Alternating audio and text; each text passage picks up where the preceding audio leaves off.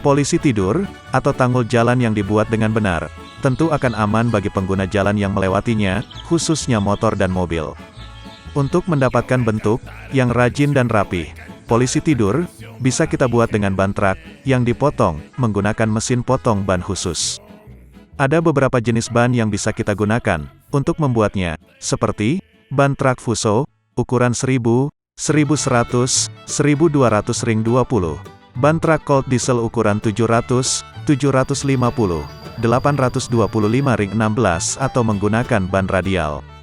Lebar polisi tidur bisa kita buat dengan ukuran 5 cm sampai 20 cm dengan panjang 1 sampai 6 cm sesuai kebutuhan. Untuk ban truk Fuso, kita bisa mendapatkan panjang 3 meter, ban truk Colt diesel 2,5 meter, sedang untuk ban radial 2 meter. Ketinggian tanggul dari 2 cm sampai 4 cm sesuai kondisi dan jenis ban. Polisi tidur dengan lebar 20 cm dan panjang 3 meter, mempunyai berat sekitar 20 kg. Pemasangan polisi tidur bisa menggunakan dinabol ukuran 12 mm.